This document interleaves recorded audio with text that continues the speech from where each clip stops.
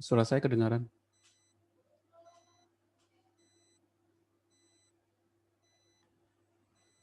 Cek, cek. 1, 2, 3.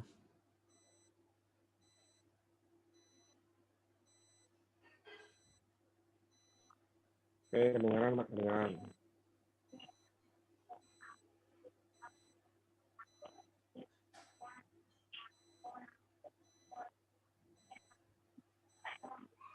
Oke, kita mulai saja perkuliahan kita ya. Oh iya, belum pada masuk nih. Udah mulai bosan kuliah online kayaknya.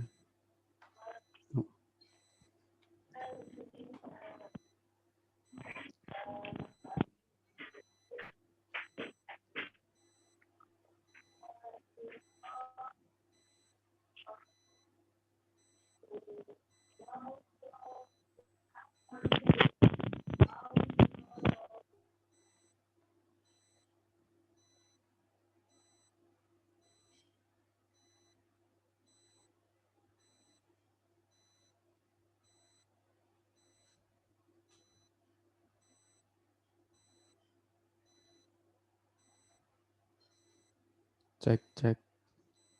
1.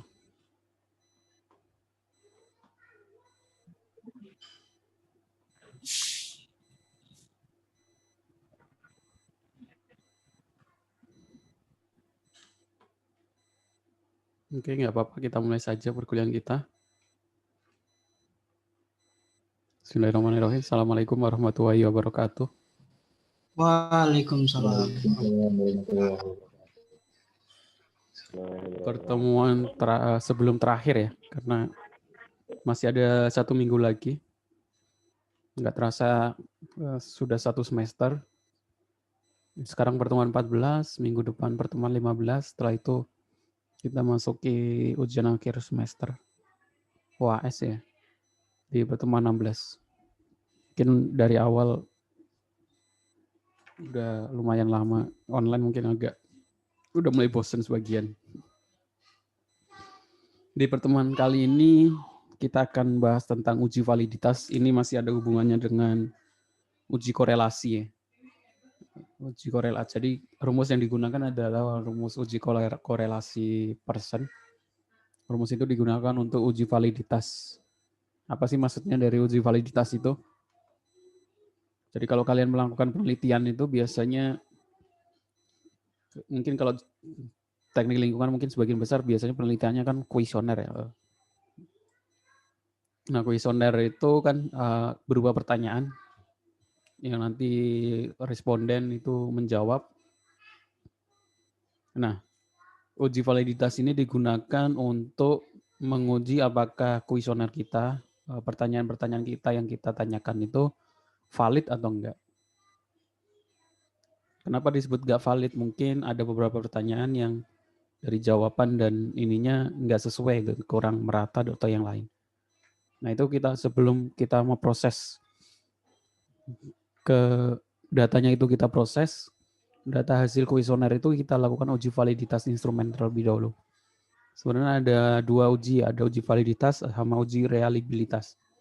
Mungkin minggu depan kita bahas uji reliabilitas.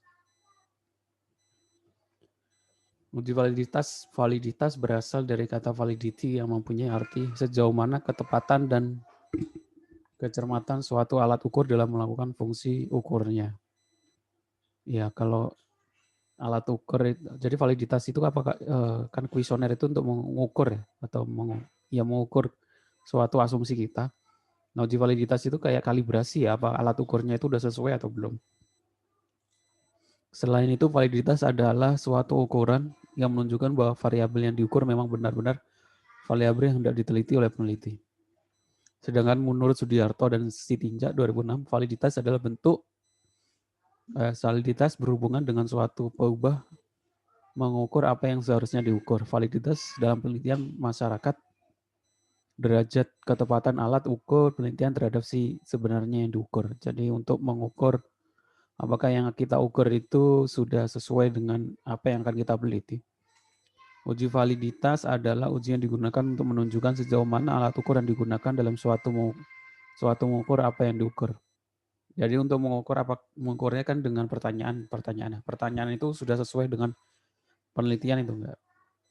Kalau kita mengukur sesuatu yang bisa diukur itu kan mudah ya. Kalau mengukur tinggi bisa pakai meteran gitu ya.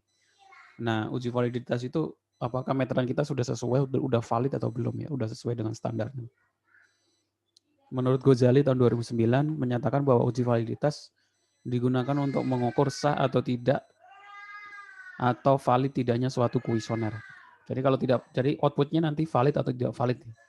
Jadi kesimpulannya dari uji validitas nanti apakah suatu pertanyaan ini valid atau tidak valid. Kalau tidak valid berarti kita tidak masukkan dalam suatu kuesioner atau tidak masukkan dalam suatu perhitungan. Suatu kuesioner dikatakan valid jika pertanyaan pada kuesioner mampu untuk mengungkapkan sesuatu yang diukur oleh kuesioner tersebut.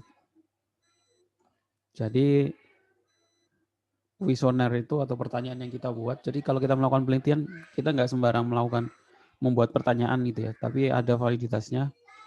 Nah, untuk menguji validitasnya itu valid atau tidak, kita menggunakan uji validitas.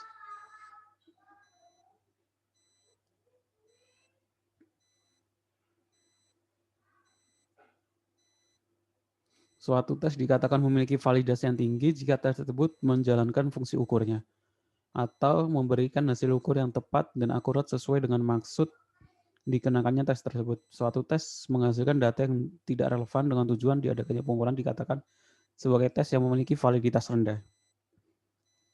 Jadi disebutkan di sana ya bahwa tes itu kalau menghasilkan data yang tidak relevan itu akhirnya disebut dengan memiliki validitasnya rendah dan validitasnya tinggi jika tes itu menjalankan fungsi ukurnya dengan tepat.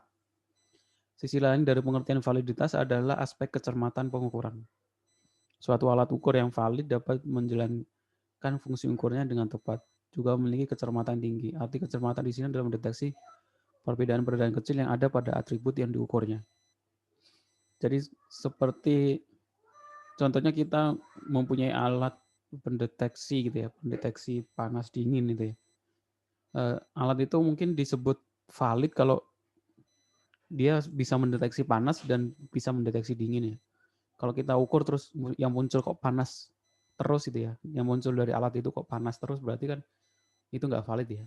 Jadi contohnya seperti itu. Jadi kalau alat kan bisa diukur dengan alat, tapi kalau sebuah pertanyaan kan susah. Makanya kalau sebuah kuesioner ngukurnya dari apakah kuesioner itu bisa mendeteksi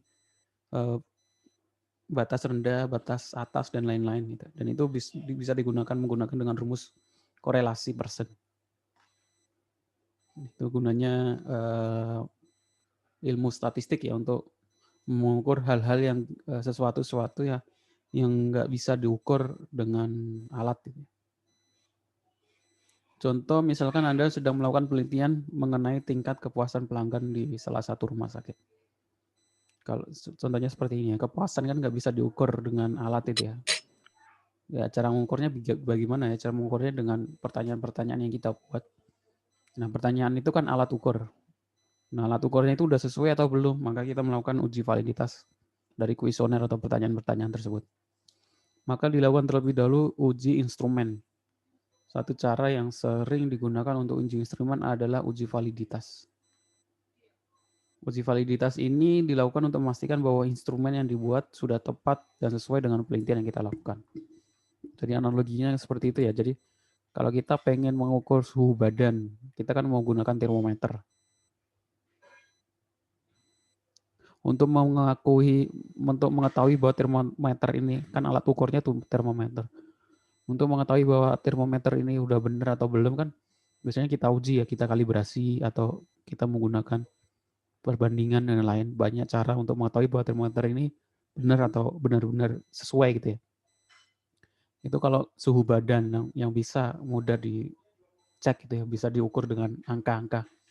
Tapi contohnya kalau kita mau ukur kepuasan gitu kan, itu kan susah, nggak ada alatnya untuk mengukur kepuasannya. Alatnya salah satu alatnya ya responden atau kuesioner atau pertanyaan gitu ya. Nah pertanyaan ini kan harus kita uji. Kalau termometer diuji dengan kalibrasi atau dibandingkan dengan alat yang lain. Nah kalau kuesioner ini mengujinya dengan metode statistik, yaitu uji validitas dengan rumus persen, korelasi persen. Itu maksud dari tujuan dari uji validitas. Jadi nanti ada beberapa pertanyaan, dicek masing-masing ini pertanyaan ini valid atau enggak. Kalau enggak valid, kita enggak masukkan dalam uji kepuasan pelanggan. Ini contohnya. Nah, biasanya instrumen yang dipakai itu namanya skala Likert. Jadi ada sebuah pertanyaan, terus biasanya pakai skala Likert ya kalau kalian sering baca penelitian itu, biasanya ada skala Likert yang dibagi menjadi 1 sampai 4, ada yang 1 sampai 4. 1, 2, 3, 4, biasanya 1 setuju, kurang setuju, tidak setuju, ini ya, amat setuju, setuju, tidak setuju, amat tidak setuju.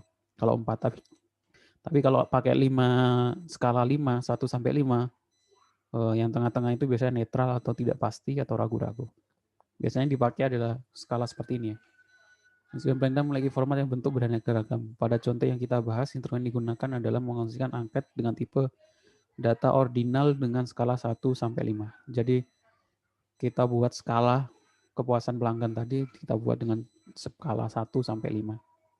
Terus kita buat pertanyaan-pertanyaan yang kita ajukan kepada responden. Di situ kita uji statistiknya, uji validitasnya. Contoh skala Likert dalam kuesioner gitu ya. Nah, pertanyaannya ini, nanti yang kita uji itu pertanyaan ini valid atau enggak. Jadi kita buat pertanyaan banyak, kita lakukan responden. Terus itu setelah melakukan responden baru kita uji pertanyaan mana saja yang valid dan pertanyaan mana saja yang tidak valid. Ini contoh tampilan dari sebuah kuesioner ya. Di sini ada SS sangat setuju, S setuju, RG ragu-ragu, TS tidak setuju, STS sangat tidak setuju. Biasanya bisa skalanya 1 sampai 5 ke samping atau 1 sampai 5 ke kiri ya. Disesuaikan dengan studi kasusnya. Contohnya pertanyaan, apakah Anda setuju dengan peraturan perusahaan yang mengharuskan semua karyawan melepas jam tangan, cincin, dan tali pinggang sebelum masuk ke wilayah produksi? Nah, ini untuk nggak tahu studi kasusnya mengetahui kepuasan pegawai atau apa seperti itu. Cara penghitungannya adalah sebagai berikut. Saya kasih contoh cara penghitungannya menggunakan Excel. Masukkan data-data dari kuesioner atau angket ke program aplikasi Microsoft Excel atau Google Sheet sama saja. Di sini adalah responden orang pertama sampai orang ke-15, berarti ada 15 responden. Atau 15 orang yang dikasih pertanyaan ya. P1, P2, P3, P4, P5 itu artinya pertanyaan pertama, pertanyaan kedua, pertanyaan ketiga, pertanyaan 4, pertanyaan kelima. Semua respondennya lalu di situ kita masukkan ya. Jawaban dari responden kita masukkan. Jadi antara 1 sampai 5 ya. Ada 5, 4, 3. Terus kita masukkan dalam tabel seperti ini. Langkah kedua, tambahkan kolom total pada kolom terakhir. Setelah semuanya kita masukkan, yang terakhir ini kita tambahkan total, yaitu total jawaban dari masing-masing responden. Di baris paling bawah pertanyaan yang bersangkutan, contohnya di pertanyaan ke-1, yaitu sel B18. Nah, di sini kita hitung korelasinya. Korelasi antara jawaban pertanyaan ke-1 dengan total jawaban. Contohnya di sini kita menggunakan Corel B3 ke B17 dibandingkan dengan array G3 sampai G17. Jadi setelah kita tampilkan semua jawaban dari responden, kita hitung masing-masing di paling bawah ini kita hitung masing-masing korelasinya antara jawaban dengan jumlah total responden. Khususnya boleh pakai Corel atau boleh korelasi atau boleh pakai person ya. Outputnya sama. Nanti akan terlihat semua korelasinya ada 0,6, 0,7, 0,5, 0,4, 0,7 gitu ya. Ada yang berrelasi, ada yang nggak terlalu berrelasi. Hasil dari penghitungan uji faedah tersebut pada pertanyaan ke-1 adalah 0,69 seperti gambar di bawah ini. Selanjutnya untuk pertanyaan selanjutnya kalian bisa di copy paste atau kita drag ke samping ini ya. Dan ini kita pakai tanda dolar untuk biar ini nggak ikut kegeser ke samping. Langkah selanjutnya yaitu lakukan perbandingan dengan R-table sesuai dengan jumlah responden yang disurvei. Jadi istilahnya di sini adalah R hitung, yang paling bawah ini namanya R hitung, yaitu nilai R yang kita hitung, nilai korelasi yang kita hitung. Nah, nilai R yang kita hitung atau nilai korelasi yang kita hitung ini kita bandingkan dengan R-tabel. Nah, R-tabel itu apa? R-tabel itu adalah tabel R yang sudah ada rumusnya. Ya, sudah ada rumusnya ini. Baik. Tabel R produk moment persen. Jadi sudah ada rumusnya. Ini jumlah datanya, jumlah N. Ini taraf signifikan 0,05 sama 0,01. Ini kalian bisa cari di Google R tabel. Tabel R produk moment ya. Nah, langkah-langkah untuk melakukan perbandingan R tabel dengan R hitung adalah sebagai berikut. Caranya adalah hitung DF, degree of freedom itu adalah jumlah responden dikurangi 2. Kalau contohnya di sini kita melakukan responden terhadap 15 orang, berarti DF-nya atau degree of freedom-nya adalah 15 dikurangi 15 dikurangi 2, yaitu 13.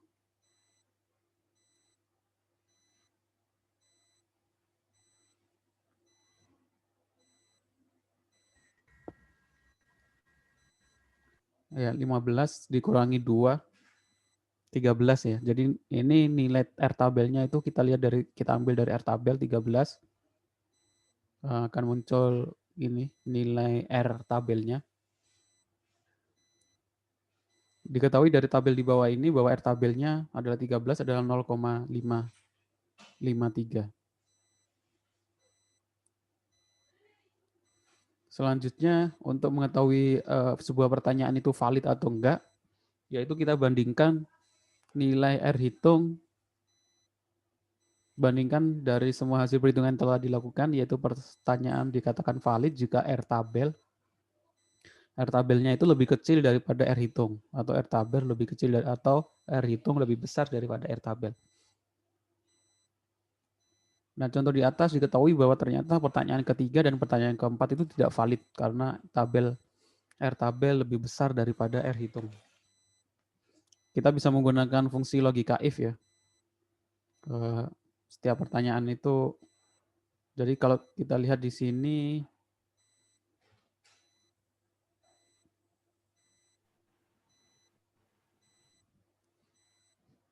ini pertanyaan ketiga dan pertanyaan keempat tidak valid. Kenapa? Karena nilai korelasi atau nilai R hitungnya lebih kecil daripada nilai R tabelnya. Nilai R tabelnya ada 5,5 tadi. Nah, ini di pertanyaan ketiga dan pertanyaan keempat ini tidak valid. Jadi pertanyaan ketiga dan pertanyaan keempat tidak bisa kita lakukan proses selanjutnya. Karena ternyata kuesioner ini di pertanyaan ketiga dan pertanyaan keempat tidak valid. Itu contoh uji validitas instrumen. Kalau contoh menggunakan Google Sheet, saya buka dulu.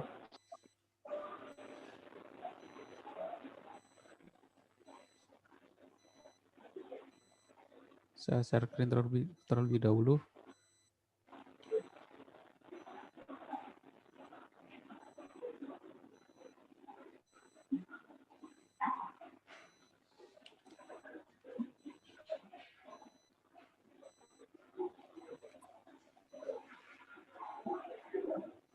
Jadi contohnya seperti ini kalau dalam Google Sheet ya, pertama kita masukkan nilai responden, jumlah respondennya ada berapa orang.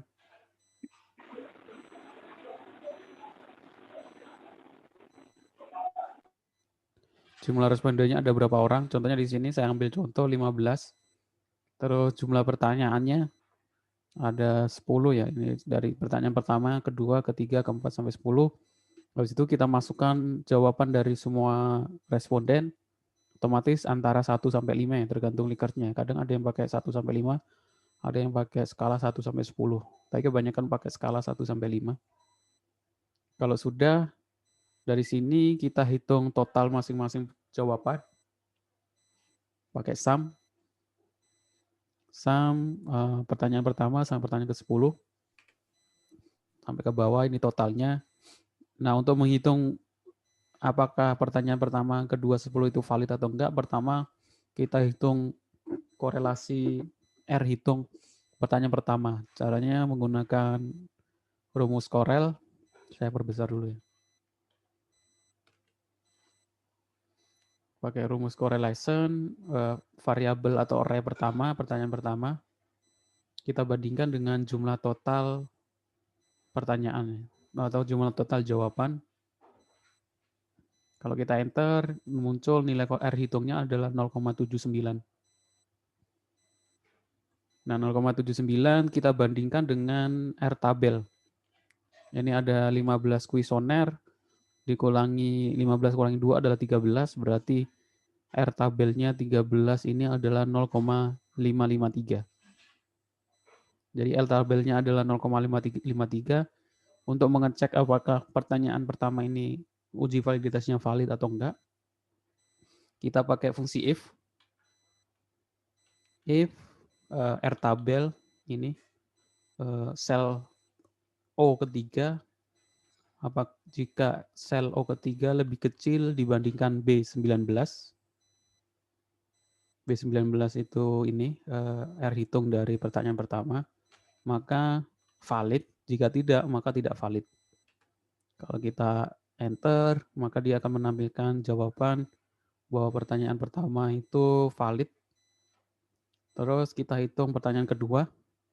Nah, pertanyaan kedua ternyata jawaban R hitungnya adalah 0,4, yang dimana dia lebih kecil daripada R tabelnya, yaitu 0,553.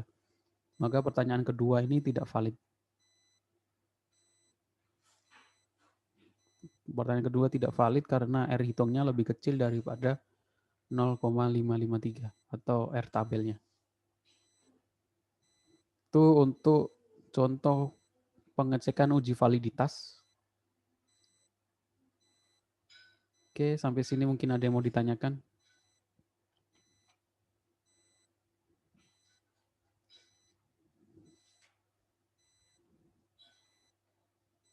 Silakan kalau ada yang mau ditanyakan.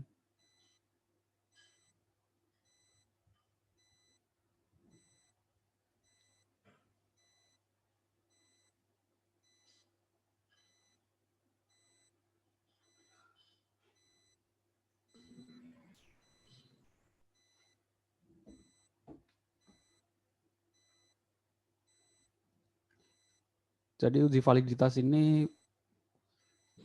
salah satu tahapan kalau kalian melakukan penelitian atau mengerjakan membuat tugas akhir ya, skripsi, terus di sana kalian metodenya adalah kuesioner. Nah, sebelum kalian implementasi ke metodenya, kalian uji dulu kuesionernya itu validitas yang kalian buat kuesioner itu valid atau enggak. Saya kasih contoh penelitian atau jurnal yang bahas tentang uji validitas di sini. Jurnal Teknik Lingkungan, Fakultas Teknik Sipil dan Perancangan ITNAS Bandung. Di sini analisis welling tupai sistem penyediaan air minum menggunakan kontingen validation method di Kota Bandung. Kalau kita lihat metode penelitiannya, di sini dia studi literatur, pengumpulan data, survei lapangan, perancangan bentuk kuesioner, perancangan bentuk kuesioner, penentuan jumlah sampel, pengumpulan data primer. Nah, di sini dia sebelum masuk ke metode ini atau nilai willing to pay atau metode willing to pay WTP-nya, analisa nilai willing to pay dengan metode CVM, dia melakukan uji validitas dulu terhadap ini ya kuesioner yang dia buat. Kalau valid, berarti lanjut ke selanjutnya ya uji reliabilitas. Mungkin kita minggu depan kita bahas uji reliabilitas. Kalau nggak valid, nanti dia harus naik lagi ke atas, rancang lagi kuesionernya. Jadi kalau uji validitasnya valid, uji reliabilitasnya valid. Nah, jika R hitung lebih besar dari R tabel dikatakan valid. Nah, kalau uji reliabilitas jika R lebih besar 0,7, baru ke proses analisis willing to pay-nya ini. Ini contoh jurnal yang membahas tentang uji validitas ya. Jadi seperti ini ya, kalau kalian mengambil tugas akhir itu kalau tentang apapun itu metode yang kuesioner, metode responden itu seperti itu, paling nggak minimal kalian melakukan uji validitas sama uji reliabilitas. Oke, ada yang lagi yang mau ditanyakan? Ada yang ditanyakan sampai sini?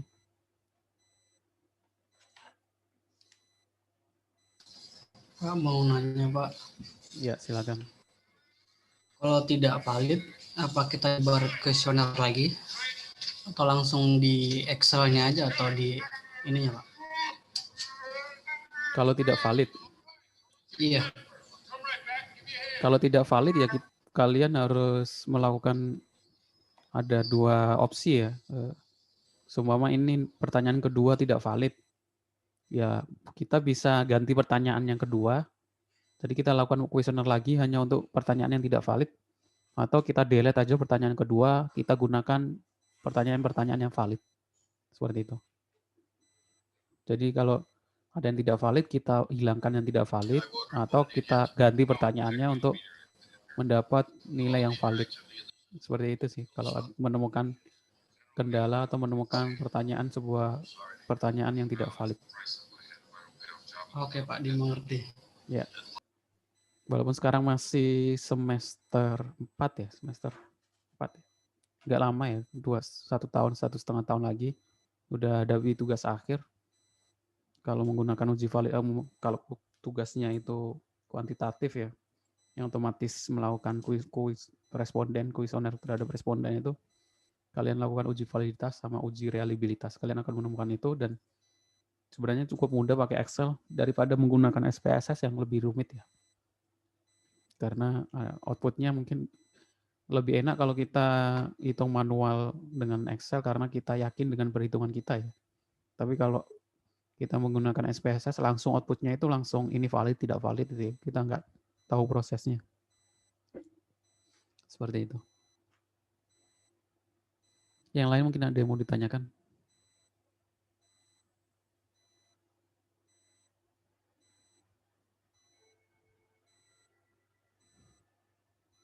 Jadi untuk minggu ini nggak ada tugas. Kemungkinan minggu depan untuk uji reliabilitas ya. Kemungkinan untuk UAS-nya kalau saya buat kuesioner contohnya. Kalau UAS-nya saya buat kalian cari studi kasus tentang teknik lingkungan. Terus kalian lakukan kuesioner. Terus kalian lakukan uji reliabilitas sama uji validitas, harusnya nggak masalah ya. Itu untuk project UAS-nya gitu ya. Kuesionernya bisa buat dengan Google Form, terus bisa diisi dengan teman-teman sendiri gitu. Jadi datanya biar data real. Seperti itu. Mungkin project UAS-nya seperti itu ya. Kalian buat studi kasus hubungan antara 2 variabel. Seperti ini ya, pertanyaan apakah 2 variabel itu berhubungan. Terus kalian buat kuesioner, pertanyaan-pertanyaan untuk ngambil datanya itu ya. Setelah itu lakukan uji validitas, uji reliabilitas, setelah itu uji korelasi, baru kesimpulan. Nah, kuesionernya kalian buat dengan Google Form, kalian share link ke teman-teman kalian biar ngisi, paling enggak 15 orang cukup. Harusnya nggak masalah ya kalau UAS-nya seperti itu. Pak, ya, boleh tanya Pak? Iya, silakan. Untuk yang kuis yang kemarin itu dikirimnya kalau yang baru kan linknya kan harus kita download ya, kita email ya untuk dari email. ininya ya. Iya. Terus untuk PDF-nya kirim kemana Pak? PDF-nya kalian upload di Google Drive dulu, baru di Google Drive. Di Google Drive seperti biasa ya? Ya, seperti tugas biasa. Ya, untuk tugasnya saya perpanjang sampai minggu depan lah. Kalau mau ada yang belum mengerjakan untuk kuisnya ya. Itu kuis kan Kuisnya bukan udah sih Pak, cuma nilainya kecil ya. Untuk yang iya, website yang baru itu kan sebenarnya lebih untuk website yang baru itu kan lebih dikit pertanyaannya, 10 soal. Tapi 10 soal ada 3 bahasa Inggris. Ya, bahasa Inggris. Perasaan saya semuanya bahasa Inggris ya. Yang 3 itu yang kemarin bisa bahasa Indonesia. Nggak tahu saya. Iya bisa, yang pertama bisa bahasa Indonesia itu Pak. Bahasa Inggris semua. Kalau saya, Kalau yang 10 malah bahasa Inggris semua kita. ya sama Jadi- sekali yang tes TOEFL ya, tes TOEFL. Jadi kan Iya, jadi aduh. yang 10 ini kan pertanyaannya lebih dikit, tapi ada 3 pertanyaan yang langsung implementasi dalam aplikasi Excel dan dibatasi 2 menit ya. Itu yang agak susah. Tapi yang sebelumnya Nah. West Owl itu kan lebih mudah karena walaupun 20 maksimal 20 menit, artinya satu pertanyaan 2 menit, tapi nggak ada video ya. Hanya langsung jawab pertanyaan. Iya. Jadi ada ya Ya sama praktek gitu. ya. Dan itu bukan kuis, itu bukan saya yang buat ya, itu saya cari Excel assessment ya, apa website-website yang menyediakan evaluasi apa namanya itu sertifikasi pengujian itu ya. Kan biasanya kalau kita berbayar biasanya kita dapat sertifikat dan sertifikatnya diakui. Tapi kalau free seperti itu hanya dapat nilai saja. Itu kan Terus untuk yang ya. Ini Pak, untuk yang UAS itu berarti kayak kita yang tugas yang pertemuan ke-12 itu ya? Iya. Hampir sama ya. Cuman kalau kita itu nyari ya. Iya. Tapi pertanyaannya kalian buat, terus kalian ambil data. Kuesionernya kalian buat, terus lakukan uji validitas, uji reliabilitas, terus uji korelasi. Ya nanti saya kasih contoh sih di minggu depan untuk lebih detail masalah proyek UAS. Oke, ada lagi yang mau ditanyakan? Kalau nggak ada, saya kira cukup. Lanjut Pak. Ya. Saya kira cukup sampai di sini. Terima kasih atas kehadirannya, perhatiannya. Assalamualaikum warahmatullahi wabarakatuh. Waalaikumsalam. Waalaikumsalam. Baru dia masuk ya.